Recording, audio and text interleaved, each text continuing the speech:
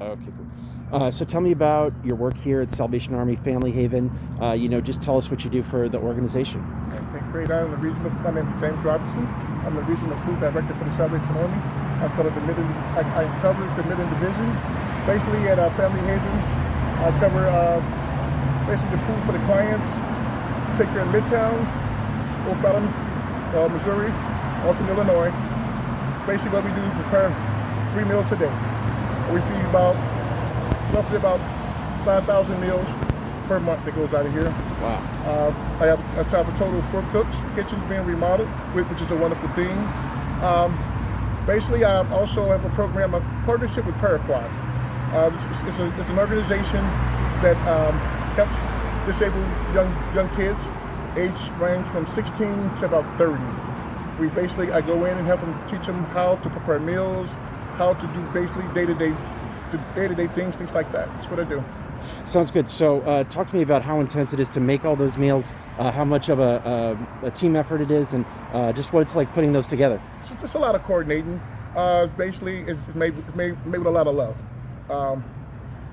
My goal is to make sure that everybody gets a great full course meal, no matter what it takes, no matter what it is to do. Our team joins in together. We push it out. We get it done. That's what we do at Salvation Army. We get it done. Tell me about that program with the youth folks. How inspiring is that to you, and maybe some details about what it's like. Oh, it's a great passion of mine just to teach people how to cook, how to do a daily basis on nutritional wise. That's really the good thing, Sometimes you could be out working in a hard day. A great meal soothes the soul, and my goal is the people that we get come here a lot of times are in distress, just to give them something to calm them down, and just a great meal, let them know this is home too. So that's one of my goals there, is to get out and we could show the Salvation Army that we're here for you. Basically, we're out cooking, and I want to be able to teach people that are not able to cook. How did you get into cooking yourself? What interested you? I started very young, around about 16 years of age. My first cooking job, had a passion for it. Served 2 years in the military at Fort Jackson. That was more inspiring, cooking right there. Came out, I was district manager of Emo's Pizza. I also ran a kitchen out at Ameristar for 5 years.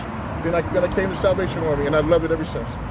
Sounds good. So when you see the 16-year-olds, the young cooks, and the fact that you started around 16, does it bring you back to when you first started, or does it make you think about yourself any differently? It makes me think about myself. It's just showing them that it's just that passion and the smiles to just make a great meal that makes someone else smile. That's what we get out of cooking. To see someone else bite into our food and just say, oh my God, this is great. So that what gives us the passion right there.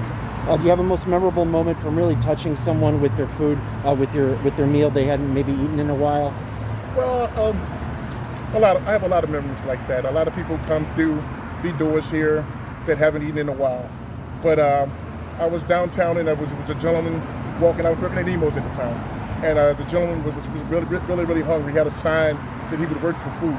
Everybody that has those signs don't be hungry, but this gentleman here happened to be hungry, and my kids were with me that day, and I was able to take care of him. And they was like, "Daddy, well, why'd you do that?" I said, "Because that's our duty as Americans and people. We to take care of others that can't take care of themselves." So that's my goal right there. As a broader perspective, the Salvation Army, what does it really bring to the St. Louis community, you think? It brings a lot. A lot of people and our reputation look for us to be there in disaster time.